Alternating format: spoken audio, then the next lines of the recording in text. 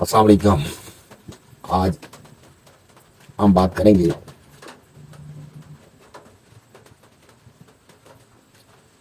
ایک بہت ہی اہم حقیقت جس کے لیے انسان اپنا سارا کوئی داؤ پہ لگا دیتا ہے، اپنی صحت تک کی پرواہ نہیں کرتا، انسان کو یہ ہوش تک نہیں رہتا کہ وہ اپنی صحت کا خیال رکھے بغیر اس کے پیچھے بھاگتا ہے، اسے پانے کی کوشش کرتے کرتے اپنی ساری زندگی لٹا دیتا ہے، بچپن کے بعد جوانی، جوانی کے بعد بڑھاپا، یہاں تک کہ دروازے پہ دستک ہوتی ہے موت کی۔ یہ دنیا ایک رنگین دھوکہ ہے، اسے بنانے والے نے یہ کہا ہے کہ یہ دھوکہ ہے، لیکن انسان اس کو ماننے کے لیے تیار نہیں ہے۔ انسان کہتا ہے یہ دنیا ہی سب کچھ ہے، لیکن یہ دنیا سب کچھ نہیں ہے، یہ دنیا دھوکہ ہے۔ یہ دنیا ہمارے بابا حضرت آدم علیہ السلام اور حضرت اما حوا علیہ السلام کو سزا کے طور پر دی گئی تھی۔ اللہ تعالیٰ نے جب انہیں منع فرمایا تھا درخت کا پھل کھانے کے لیے جنت میں، آدم علیہ السلام کو بیسیکل جنت میں رہنے کے لیے بنایا گیا تھا، لیکن اللہ تعالیٰ کے حکم کی نافرمانی کرنے کی وجہ سے انہیں اس دنیا میں سزا کے طور پر بھیجا گیا، سزا کاٹنے کے لیے، جان رسے کے لیے۔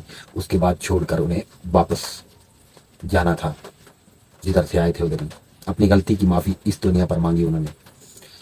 اس دنیا پر انسان یہ سوچتا ہے کہ سب کچھ یہی ہے، حالانکہ ایسا نہیں ہے، اس کے سوا سب کچھ ہے، اس میں کچھ نہیں ہے، یہ ہم بھول چکے ہیں۔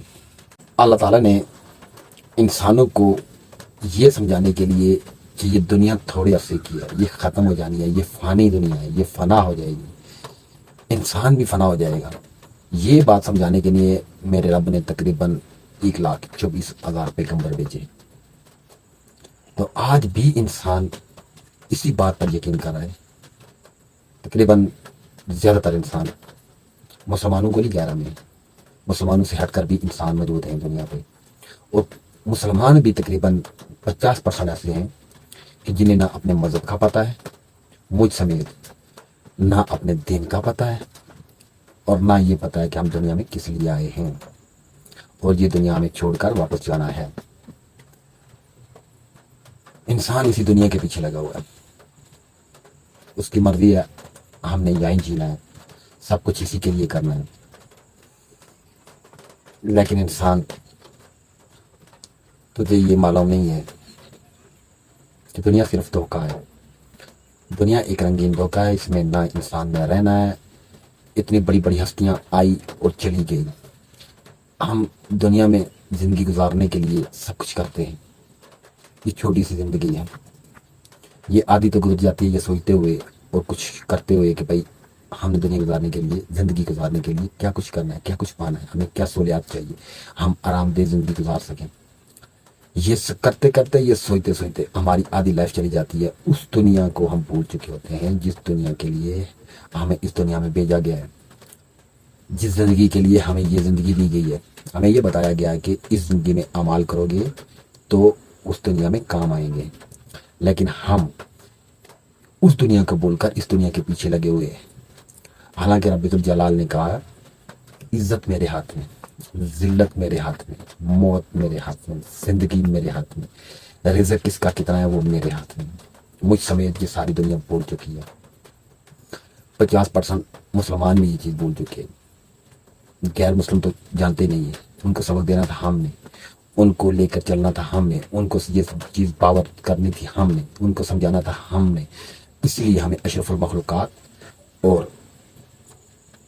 تمام امتوں کی سردار ہماری امت کو، ہمارے نبی اکرم صلی اللہ علیہ وآلہ وسلم کی امت کو اس لیے بنایا گیا تھا کہ یہ نبیوں والا فریضہ، تبلیغ، اللہ کے دین کو آگے لے کر چلنا، یہ ہمارا کام تھا، ہم یہ بول چکے ہیں۔ لہٰذا ہمیں اس دنیا کو بولنا ہے اور آگے والی دنیا کی سوچنی ہے۔ اس بات کو جاننے کے لیے انسان اپنا مائنڈ استعمال کرے، انسان کو سب کچھ پتہ لگ جائے گا کہ یہ دنیا کیا ہے اور آگے والا جان کے۔ جب تک انسان کے ذہن میں یہ تصور نہیں آئے گا کہ اس سے پیدا کرنے والا، اسے پالنے والا، اسے زندگی دینے والا اس کے لیے یہ ساری مخلوقات بنانے والا کوئی رب ہے جو ایک ہے، جو وحدہ لا شریک ہے، اس کے سوا کوئی عبادت کے لائق نہیں، اس کے ساتھ کوئی شریک نہیں، تو انسان کو تب جا اس دنیا کی غرض ختم ہو جائے گی اور انسان صرف اس دنیا کے بارے میں سوچے گا، آگے والے جان کے بارے میں سوچے گا. تو لہٰذا ہمیں اس دنیا کے بول کر دوسری دنیا کے بارے میں سوچنا چاہیے. یہ دنیا کی رنگینیاں واقعی بہت خوبصورت ہیں، اسے چھوڑنے کا دل نہیں کرتا.